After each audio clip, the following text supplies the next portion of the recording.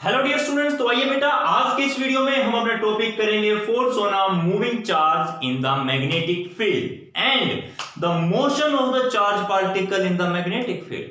मतलब कि जब एक चार्ज पार्टिकल मैग्नेटिक फील्ड के अंदर आता है तो उसके ऊपर जो फोर्स लगता है हम उसको स्टडी करेंगे और साथ में ही बेटा हम डिस्कस करेंगे कि जब एक चार्ज पार्टिकल मैग्नेटिक फील्ड के अंदर आता है तो उसका मोशन किस टाइप का होता है, किस टाइप से वो मूव करेगा। That is all about today's video. Clear है बेटा? आज के इस वीडियो में हम केवल और केवल इसी के बारे में समझने वाले हैं, मैग्नेटिक फील्ड में चार्ज पार्टिकल पर लगने वाला फोर्स और उसका मोशन।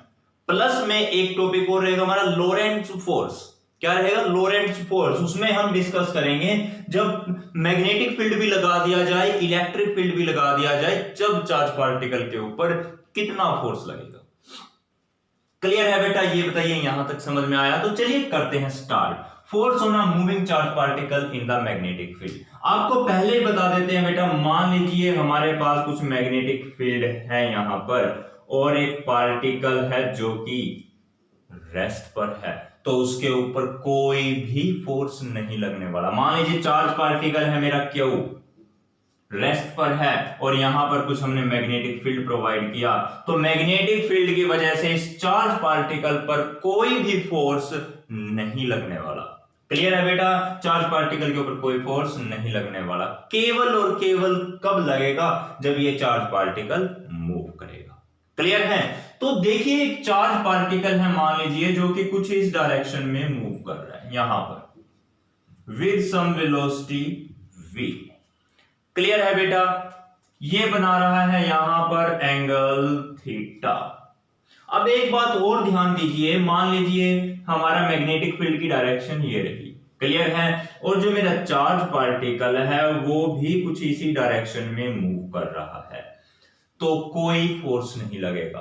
तब भी बेशक से ये मोशन में है चार्ज पार्टिकल, अगर इसकी डायरेक्शन मैग्नेटिक फील्ड के अलोंग है तो इसके ऊपर कोई भी फोर्स नहीं लगने वाला। केवल कब लगेगा? जब ये कुछ ना कुछ एंगल बना करके मूव करेगा। जब ये कुछ एंगल बना करके मूव करता है, मतलब कि जैसे मैंने यहां पर शो किया है, अब पैरेलल नहीं है, यहां पर इनके बीच में कुछ ना कुछ एंगल है। क्लियर? तो इस v को आप हॉरिजॉन्टल और वर्टिकल दो कंपोनेंट्स में ब्रेक कीजिए। वर्टिकल कंपोनेंट तो बेटा ये रहा, that is v sin theta, और हॉरिजॉन्टल कंपोनेंट हो जाएगा v cos थीटा। क्लियर है? तो हमने समझने वाले हैं force on a moving charge in the magnetic field. अब एक कॉमन सी बात है, चार्ज पार्टिकल मैग्नेटिक फील्ड में आया, उसके ऊपर कुछ फोर्स लगा, तो अगर मैग्नेटिक फील्ड की वैल्यू ज्यादा हो जाए, सपोज स्ट्रॉन्ग मैग्नेटिक फील्ड हमने अप्लाई कर दिया, तब फोर्स भी इसके ऊपर कैसा लगेगा? ज्यादा लगेगा। तो यानी कि बेटा force on a charge particle is directly proportional to the magnetic field. Clear है? जितना स्ट्रॉन्ग मैग्नेटिक फील्ड होगा उतना ही ज्यादा इसके ऊपर फोर्स लगेगा। क्लियर?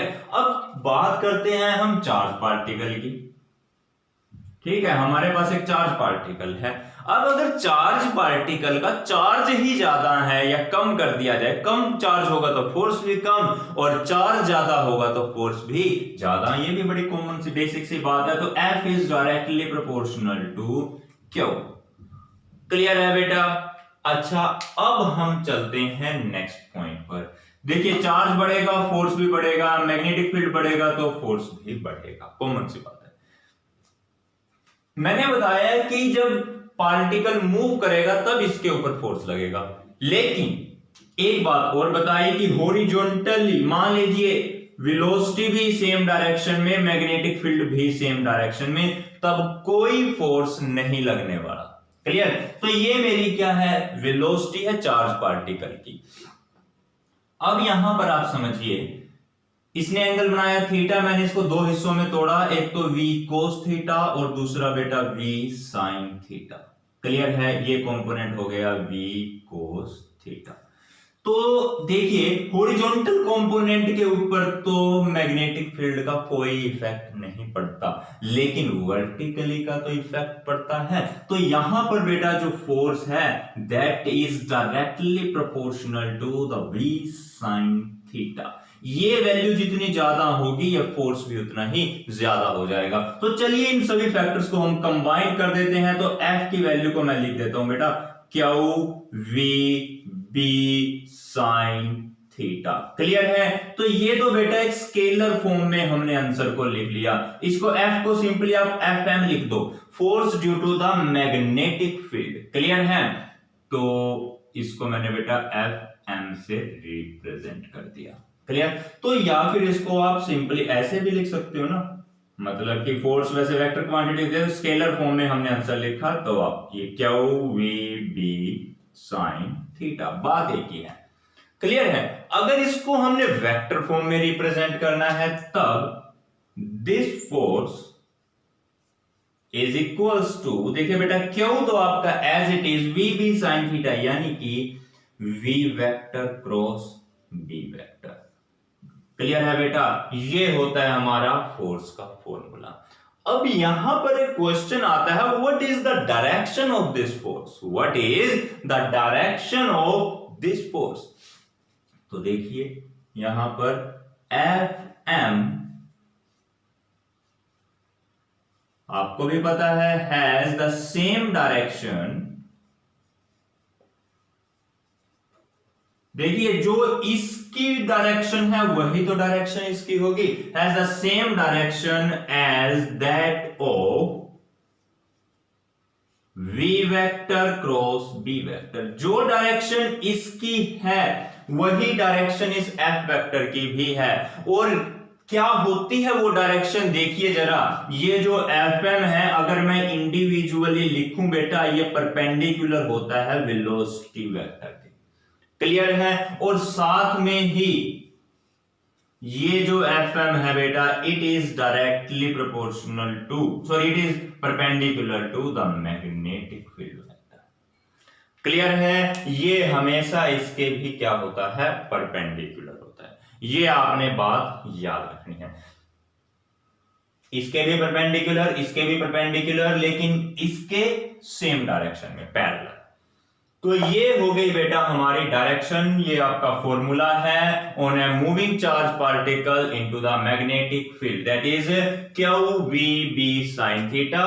और वेक्टर फॉर्म में क्या है, Q V vector cross B vector. Clear है बेटा? चार्ज पार्टिकल था, मूव कर रहा था, तो उसके ऊपर फोर्स लग गया। ये पॉइंट ध्यान रखना है कि magnetic field does not apply the force, apply the force on the particle, on the charged particle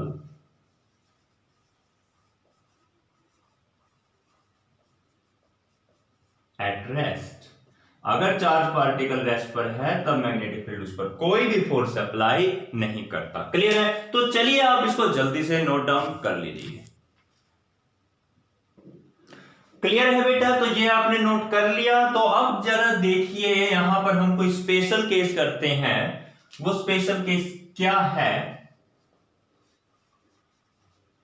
कि जब when theta is 0 degree, when theta is 0 degree, यानी कि बेटा इसका मतलब क्या है, जो वेलोसिटी वेक्टर है that is parallel to the B vector, in that case the F vector is 0। क्योंकि F क्या है बेटा, Q V B sin theta. Theta 0 हो गया तो फोर्स क्या हो जाएगा अपना, दैट इज 0। क्लियर है बेटा? So this is our first case. And what is the second case बेटा, when theta is 180 degree. Theta 180 यानी कि बेटा मान लीजिए वेक्टर B तो इस साइड है और वेलोसिटी वेक्टर इस साइड है, तो दोनों बिल्कुल एक दूसरे के क्या हो गए, अपोजिट। तो इन दैट केस क्या हो जाएगा बेटा, again the magnetic force is 0।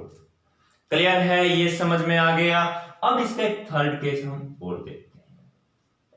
वो थर्ड केस क्या है बेटा, यहां पर आप एक चीज नोट कीजिए कि अगर थीटा 90 डिग्री हो जाए, यानी कि जो वेलोसिटी है that is perpendicular to the magnetic field. आपको पता है साइन 90 की वैल्यू क्या होती है? 1 मैक्सिमम वैल्यू है, तो f की वैल्यू क्या आ जाएगी? QVB। Then sine 90 is 1, so the FM is equals to QVB. This is the maximum value. Means the force on a charged particle is maximum when it moves along the perpendicular direction of magnetic field. Clear है? जब भी ये charge particle magnetic field के perpendicular direction में move करेगा, तब इसके ऊपर लगने वाला जो फोर्स है वो कैसा होगा? मैक्सिमम। अगर नोट करना है तो कर सकते हैं, मैं इसको रब कर रहा हूं। कर दे रब? तो चलिए ठीक है बेटा, मैं इसको अभी रब किया। अब एक चीज समझिए, हमने यहां पर क्या पढ़ा कि जो अपना फोर्स आया है, this force is equals to the Q into V vector cross B vector. Clear है?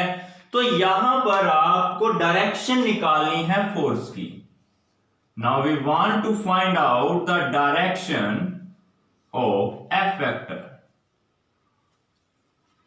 अब इसके लिए बेटा हम यहां पर यूज करेंगे फ्लेमिंग का लेफ्ट हैंड रूल।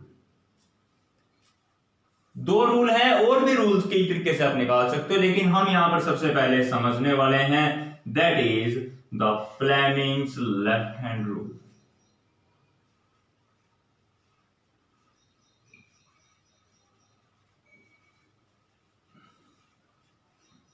अब ये रूल आई थिंक आप सब एक बार पहले पढ़ चुके हो क्लास 10th के अंदर।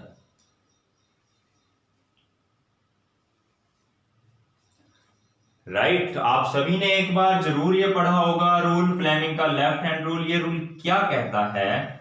Suppose stretch your left hand, नाम क्या है? लेफ्ट हैंड रूल है। Stretch your left hand such that the thumb, the four finger, ये जो फिंगर होती है इसको क्या बोलते हैं बेटा? Four finger. Thumb, four finger and the central finger, middle finger, they are perpendicular to each other. Stretch your left hand such that, अपने लेफ्ट हैंड को ऐसे स्ट्रेच कीजिए कि the thumb, the first finger या four finger बोले इसको, the thumb, four finger and the central finger, they are perpendicular to the each other. वो एक दूसरे के क्या हो बेटा? perpendicular हो। क्लियर? देन तब क्या होगा? देखिए रूल है FBI। कैसे याद रखोगे? FBI, FBI। F यानी फोर्स, B यानी मैग्नेटिक फील्ड, I यानी करंट।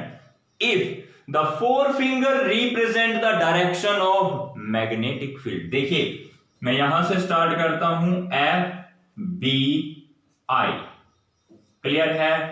ये है आपका थंब, और ये फोर फिंगर, और ये बेटा middle finger. Clear? If the thumb, sorry, first finger represent the direction of magnetic field and the central finger या middle finger show the direction of I यानी current, then the thumb will show the direction of force. तब thumb हमें बेटा क्या बताएगा? यहां पर direction of force. This is your Fleming left hand rule. Clear है बेटा? ये समझ में आ गया? तो कैसे लिखोगे इसको? Stretch your left hand such that, किस तरह से इसको स्ट्रेच करना है? ऐसे स्ट्रेच करोगे कि द थंब, जो आपका थंब है, एक फोर फिंगर, इसको मैं नाम दे देता हूं थंब, फिर ये है आपकी फोर फिंगर,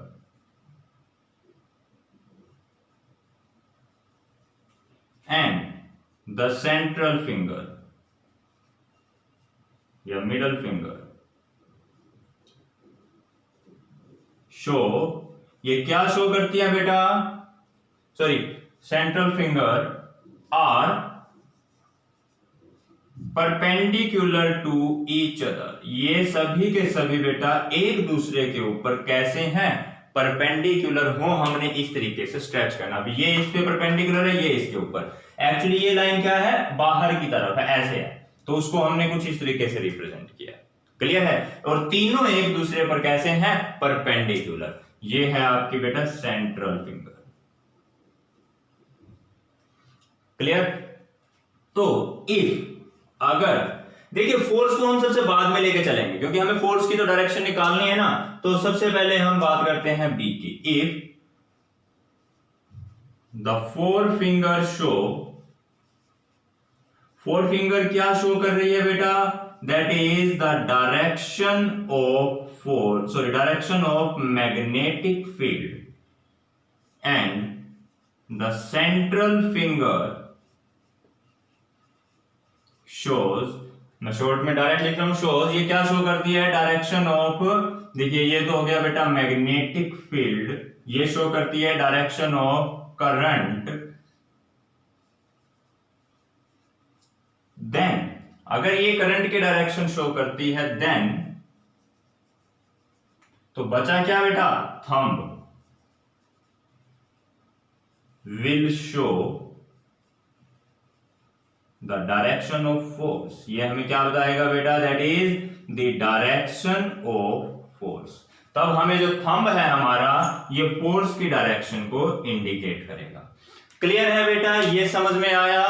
अब लेकिन यहां पर एक चीज और देखिए, करंट की जगह है यहां पर लिखा आ सकता है करंट और the velocity of positive charge particle, positive charge particle, यहां पर कुछ भी लिखा हो सकता है, क्योंकि देखिए जिस डायरेक्शन में पॉजिटिव चार्ज फ्लो करता है, करंट भी हमारा उसी डायरेक्शन में फ्लो करता है। क्लियर है। तो यहां पर करंट भी लिखा हो सकता है या फिर velocity of the positive charge particle, और नेगेटिव चार्ज पार्टिकल इसके उल्टे डायरेक्शन में हो जाएगा। फिलहाल आप ये याद रखो, करंट की डायरेक्शन। क्लियर है। और जिस डायरेक्शन में करंट फ्लो करता है उसी डायरेक्शन में हमारा पॉजिटिव चार्ज पार्टिकल भी फ्लो करता है। तो this is all about your Fleming left hand rule. Clear है।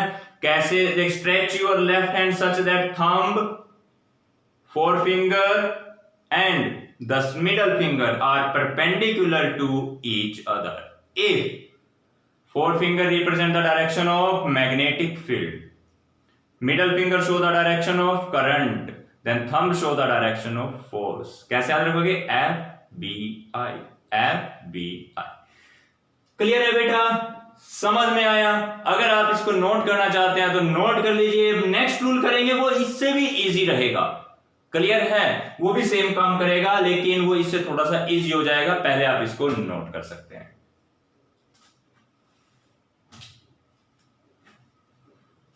क्लियर है, इसको रब कर दें।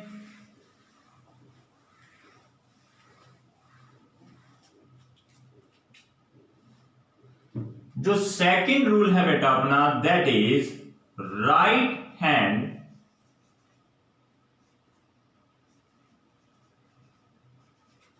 Palm rule.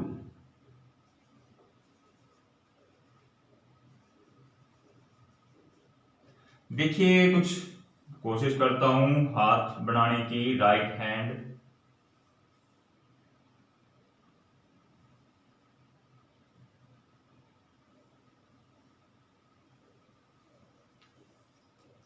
क्लियर है। कुछ हमने अपना राइट हैंड को ऐसे ड्रॉ किया, ये ऐसे रख दिया। क्लियर। तो अगर ये जो फिंगर्स हैं आपकी, ये इंडिकेट करती हैं मैग्नेटिक फील्ड की डायरेक्शन को, और जो थंब है ये इस तरह से, ये थंब क्या शो करता है बेटा, डायरेक्शन ऑफ करंट। ये किसको शो करता है, करंट। करंट की जगह और क्या लिख सकते हो, velocity of the positive charge. एक ही बात है। क्लियर है। थंब आपका शो कर रहा है करंट की डायरेक्शन, फिंगर्स शो कर रही हैं आपकी मैग्नेटिक फील्ड की डायरेक्शन। तो जो पाम है वो आपकी क्या शो करेगी बेटा, हथेली आपकी शो करेगी डायरेक्शन ऑफ फोर्स, कुछ इस तरह से। ये आपकी क्या बताएगी, डायरेक्शन ऑफ फोर्स। बस मतलब ये बिल्कुल बाहर की तरफ है ऐसे परपेंडिकुलरली। क्लियर है बेटा, ये था आपका राइट हैंड पाम रूल। आप खुद से लिख सकते हो इसकी डेफिनेशन। इफ आशीर्वाद की फॉर्म में आप लेके चलो अपने राइट हैंड को। If the fingers of the right hand shows, diagram बना देना, the direction of magnetic field and the thumb show the direction of current, then the palm यानी हमारी हथेली it will show the direction of the force। ये क्या बताएगी हमें, force की डायरेक्शन के बारे में बताएगी। क्लियर है बेटा। सो ये था हमारा डायरेक्शन निकालने के लिए रूल। तो चलिए जल्दी से इसको आप नोट डाउन कर सकते हैं। अच्छा आप एक काम कीजिए, इसको यहां पर हम कुछ ऐसे शो कर देते हैं। क्लियर है। अभी ये जो है एक दूसरे के परपेंडिकुलर डायरेक्शन है, ये याद रखना। मान लीजिए ये x है, ये y है, तो ये कौन सी डायरेक्शन होगी, z होगी। क्लियर है ना, तो ये एक दूसरे के परपेंडिकुलर है। तो चलिए इसको नोट कर लीजिए। क्लियर है बेटा, नोट कर लिया। अब हम करते हैं लोरेंट्ज फोर्स। लोरेंट्ज फोर्स क्या है, मान लीजिए कि किसी रीजन में हमने इलेक्ट्रिक फील्ड भी अप्लाई कर दिया। एक तो क्या किया, इलेक्ट्रिक फील्ड अप्लाई किया, और एक अप्लाई कर दिया बेटा मैग्नेटिक फील्ड। मतलब कि एक रीजन है जिसमें इलेक्ट्रिक फील्ड भी है, मैग्नेटिक फील्ड भी है, तब चार्ज पार्टिकल पर जो फोर्स लगता है, टोटल फोर्स दोनों की वजह से, उसे बोलते हैं लोरेंट्ज फोर्स। क्या बोलते हैं बेटा, लोरेंट्ज फोर्स। देखिए जो टोटल फोर्स है किसी चार्ज पार्टिकल पर, that is equals to the electric force plus magnetic force. ये जो टोटल फोर्स है इनका sum, that is called the Lorentz force. Clear है। तो आपको ऑलरेडी पता है कि इलेक्ट्रिक फील्ड के अंदर एक चार्ज पार्टिकल पर कितना फोर्स होता है। फॉर्मूला क्या है, Q इंटू ई। फोर्स का फॉर्मूला क्या है बेटा, QE। फिर हम बात करते हैं मैग्नेटिक फील्ड की। क्लियर। तो मैग्नेटिक फील्ड में आप देखिए कितना फोर्स होगा, that is QV cross B। Clear है बेटा। तो यहां पर देखिए आप, जो टोटल फोर्स है आपका F, that is equals to the FE plus FM। यानी कि हम लिख सकते हैं बेटा QE plus QV vector cross B vector. Clear है। अब यहां से आप सिंपली इसको लिख सकते हो, vector F is equals to Q दोनों में कॉमन है बेटा, तो that is vector E plus vector V cross vector B। Clear है बेटा। So this is the net expression for the Lorentz force on a moving charge particle in electric and magnetic field. Clear है बेटा। तो इसको note करना चाहते हो कर लो। फिर हम इसके बाद अब समझेंगे the motion of the charge particle. Charge particle का मोशन कैसा होगा in the magnetic field. Clear है। तो चलिए नोट कर लीजिए।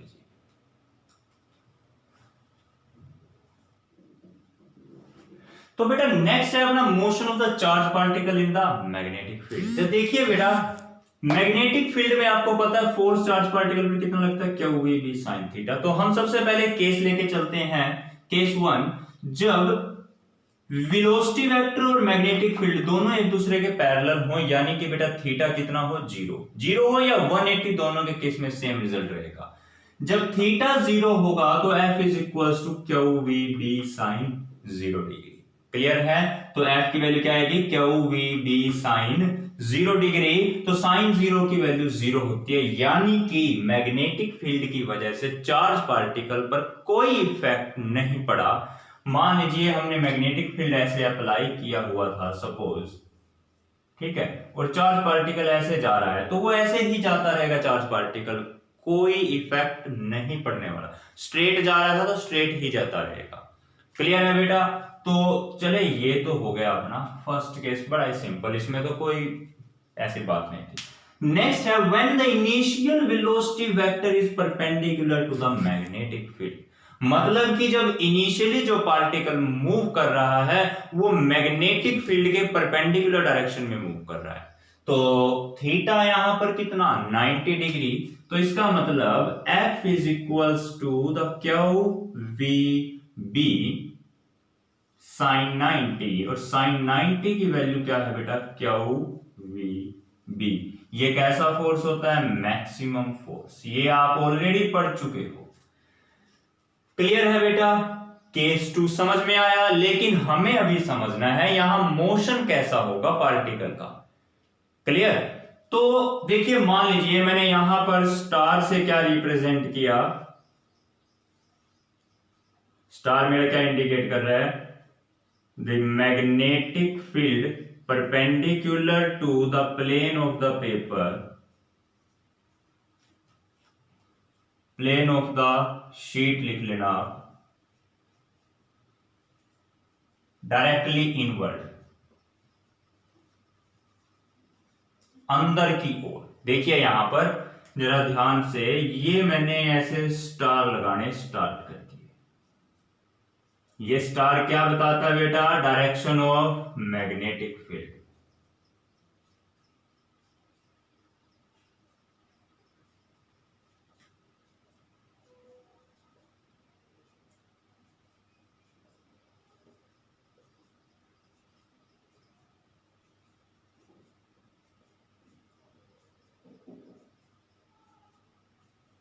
क्लियर है बेटा? ये जो क्रॉस का साइन है ये क्या दिखाता है कि जो मैग्नेटिक फील्ड है वो अंदर की ओर है। मैग्नेटिक फील्ड अंदर की ओर जा रहा है परपेंडिकुलरली और अंदर की ओर। क्लियर है?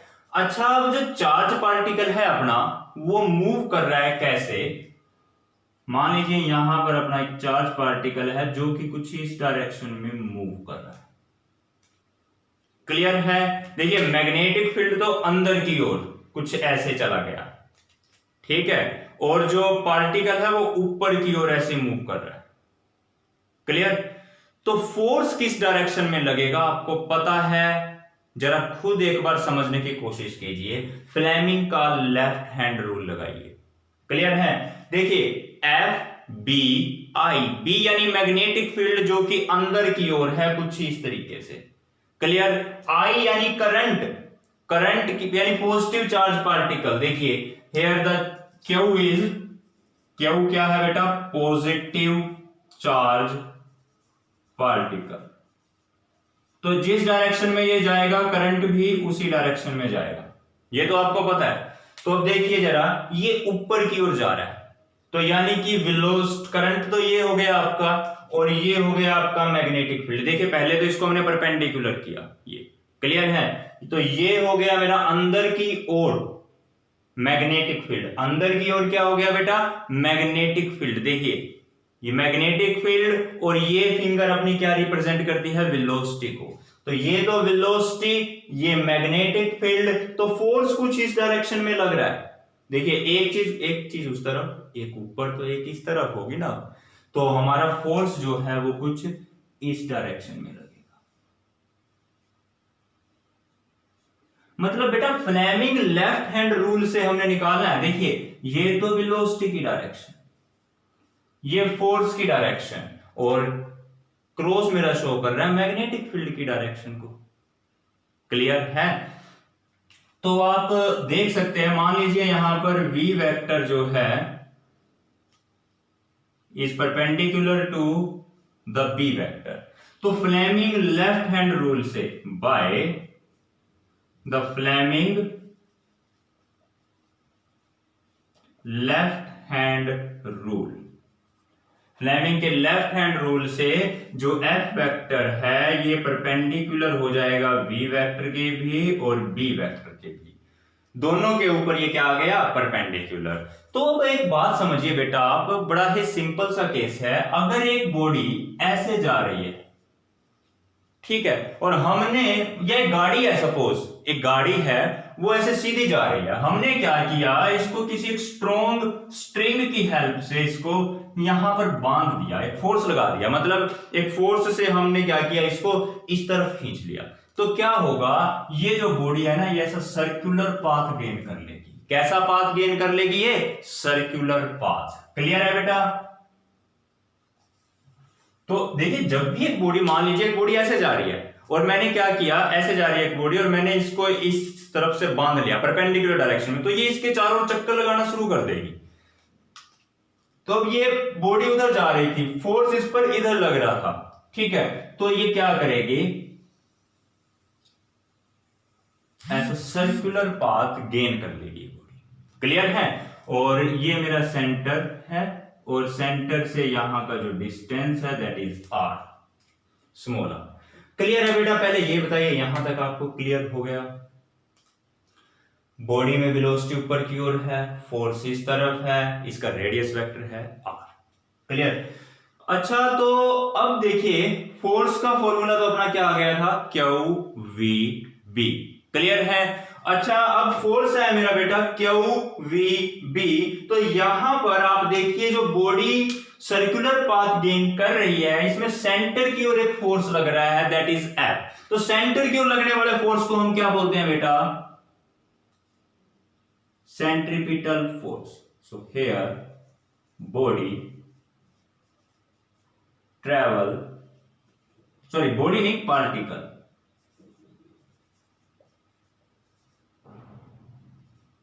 move in circular path, move in the circular path। यहां पर जो पार्टिकल है बेटा कैसे रास्ते में चक्कर लगाएगा, सर्कुलर पाथ में, और यहां पर एक सेंट्रीपिटल फोर्स आया, सेंट्रीपिटल फोर्स। अच्छा, सेंट्रीपिटल फोर्स की डायरेक्शन कहां है, सॉरी, किसकी वजह से आया ये सेंट्रीपिटल फोर्स, मैग्नेटिक फोर्स है ना जो यहां पर, उसी की वजह से ये सेंट्रीपिटल फोर्स है। जो मैग्नेटिक फील्ड लगा हुआ है उसी ने क्या किया, यहां पर सेंट्रीपिटल फोर्स प्रोवाइड किया, that is equals to magnetic force. मतलब बेटा मैग्नेटिक फील्ड ने जो फोर्स लगाया वही हमारे लिए यहां सेंट्रीपिटल फोर्स का काम कर रहा है, क्योंकि फोर्स आया किसकी वजह से है, मैग्नेटिक फील्ड की वजह से।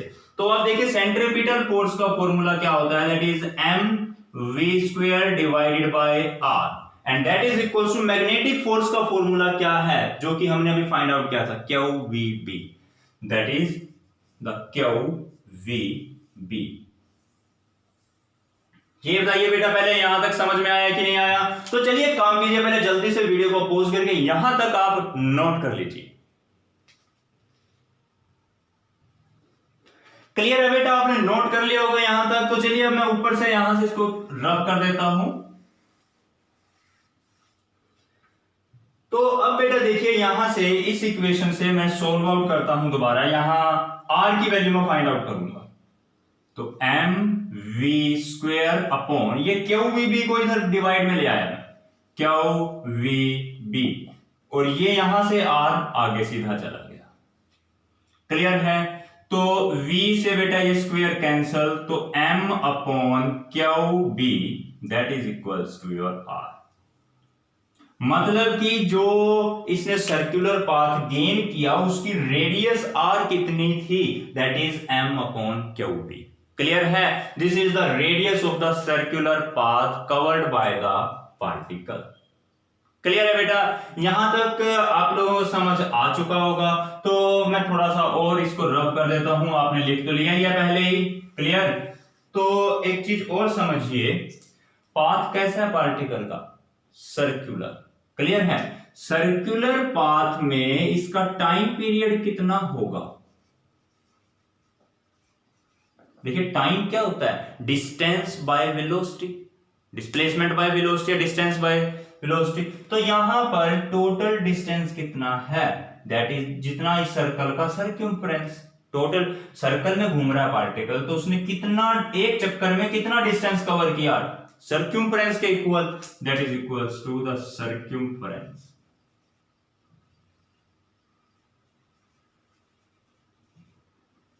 Divided by velocity v। Clear है? तो टाइम पीरियड है बेटा आपका T.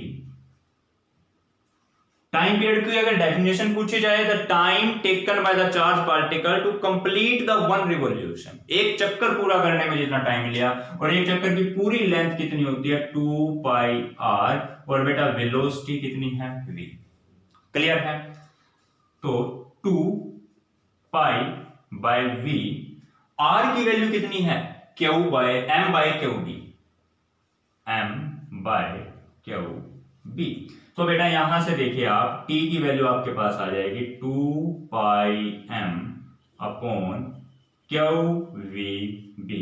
So this is the required time period of the charged particle.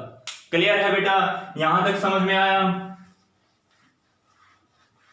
बस हम ऑलमोस्ट डन कर चुके हैं, हमने टाइम पीरियड भी निकाल लिया। अगर पूछी जाए फ्रीक्वेंसी, फ्रीक्वेंसी का मतलब आपको ऑलरेडी पता है, एक यूनिट टाइम में यानी एक सेकंड में कितने चक्कर पार्टिकल मूव करता है, कितने सर्कुलर पाथ लगाता है, उसे बोलेंगे फ्रीक्वेंसी। और फ्रीक्वेंसी क्या होती है बेटा? That is 1/t।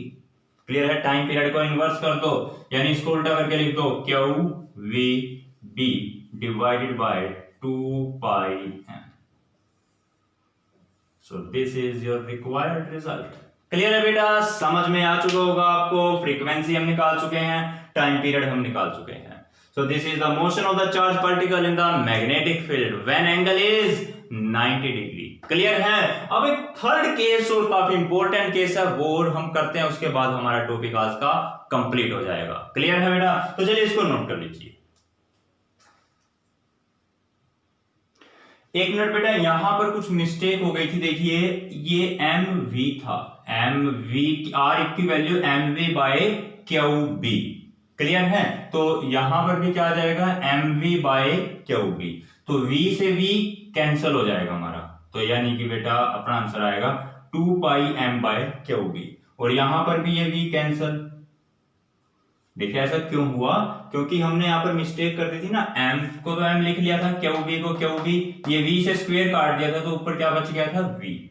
क्लियर है ना? ये बात ध्यान रखनी है आपने। यहां पर v आएगा, और जब हम यहां पर वैल्यू पुट करेंगे इसकी, तो v से v कैंसल, तो हमारे पास ये रिजल्ट आएगा। क्लियर है ना बेटा? तो अब इसको आप करेक्शन कर लीजिए।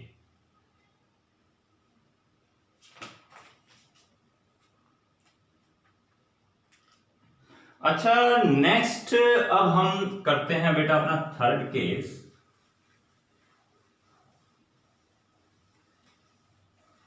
तो थर्ड केस देखिए यहां पर क्या होगा। when the charged particle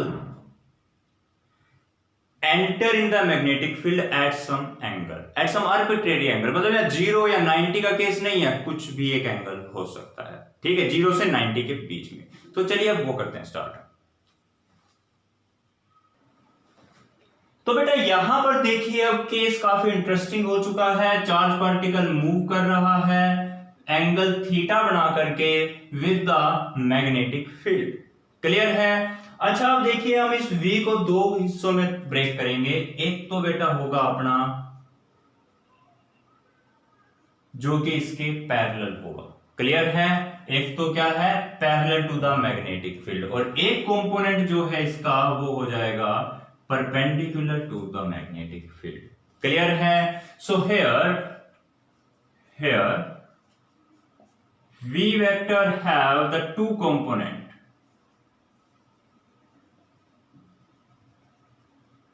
देखिए बेटा यहां पर v परपेंडिकुलर, इसकी वैल्यू क्या हो जाएगी? That is v sin theta, and the v parallel that is equals to the v cos theta. Clear है बेटा? ये तो आपका v cos थीटा के इक्वल, और ये हो जाएगा आपका v sin थीटा के इक्वल। तो मैग्नेटिक फील्ड का इसके ऊपर क्या कोई इफेक्ट होगा? नहीं, क्योंकि ये वेक्टर और ये दोनों से क्या है? सेम डायरेक्शन में है। क्लियर है? तो v parallel is parallel to the p। Clear है? ये दोनों सेम डायरेक्शन में है, तो इट हैज, हम देखिए डायरेक्ट लिख देते हैं, magnetic field has no effect on equal to V cos theta. इसके ऊपर मैग्नेटिक फील्ड का कोई भी इफेक्ट नहीं है, तो इसकी वजह से ये तो चार्ज, इसके ऊपर कोई इफेक्ट नहीं है, तो इसकी वजह से चार्ज पार्टिकल सीधा ही जाएगा और कुछ फर्क नहीं पड़ने वाला। लेकिन यहां पर इसके अंदर एक परपेंडिकुलर कंपोनेंट भी है, ठीक है, और परपेंडिकुलर कंपोनेंट की वजह से चार्ज पार्टिकल कैसा पाथ गेन करता है, circular path. But due to the perpendicular component of velocity, that is v sin theta, the charge particle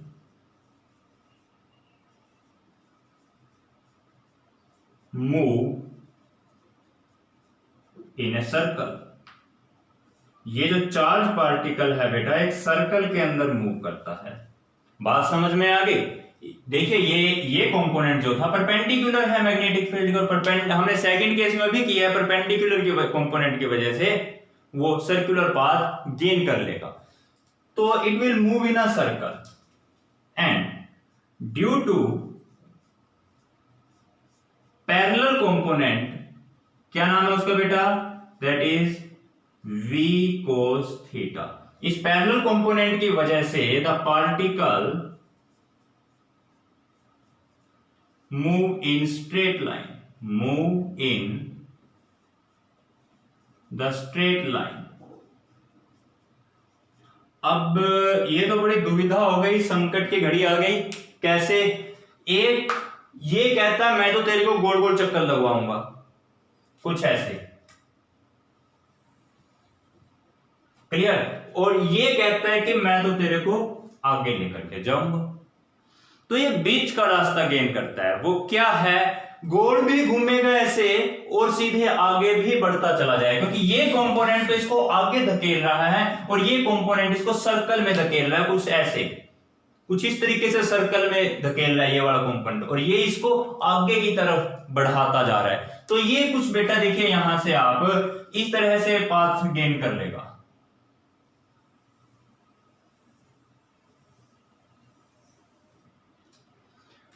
clear, जिसको हम क्या बोलते हैं, हेलिकल पाथ।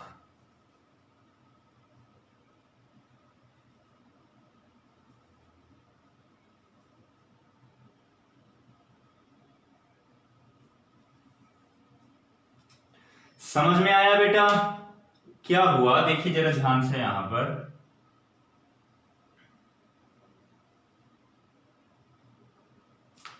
जो परपेंडिकुलर कंपोनेंट था इसकी वजह से तो इसने सर्कुलर पाथ गेन किया, लेकिन जो हॉरिजॉन्टल कंपोनेंट है उसने इसको आगे की तरफ मूव करवाया, तो ये सर्कल में भी घूमता रहा और आगे भी बढ़ता रहा। तो ये स्प्रिंग के जैसा रास्ता हो गया ना, उसको बोलते हैं हेलिकल शेप। क्या बोलते हैं बेटा, हेलिकल शेप। तो आप यहां पर लिखोगे, so the particle move in helical path.